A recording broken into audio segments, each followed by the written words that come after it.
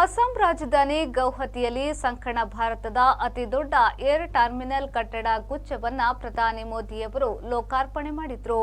ಅಸ್ಸಾಂ ರಾಜ್ಯದ ಸಂರಚನೆಗೆ ಈ ದೊಡ್ಡ ಟರ್ಮಿನಲ್ ಬಹುದೊಡ್ಡ ತಾಪುಗಾಲು ಆಗಿರುತ್ತದೆ ಎಂದು ಮೊದಲೇ ಹೇಳಿದ್ದ ಪ್ರಧಾನಿ ಮೋದಿಯವರು ಅದನ್ನು ತೆರೆದಿಟ್ಟರು.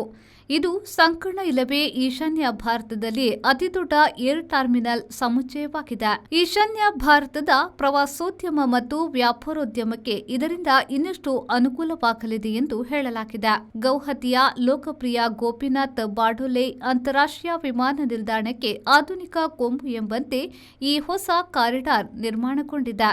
ಗೌಹತಿ ವಿಮಾನದ ಎರಡನೆಯ ಟರ್ಮಿನಲ್ ಆದ ಇದನ್ನು ಪ್ರತಿ ವರ್ಷ 1.31 ಲಕ್ಷ ಪ್ರಯಾಣಿಕರನ್ನ ನಿರ್ವಹಿಸಲು ಸಾಧ್ಯವಾಗುವಂತೆ ಕಟ್ಟಿ ಮುಗಿಸಲಾಗಿದೆ. 4,000 ಕೋಟಿ ರೂಪಾಯಿ ವೆಚ್ಚದಲ್ಲಿ ಇದನ್ನು ಕಟ್ಟಿ ಮುಗಿಸಲಾಗಿದೆ.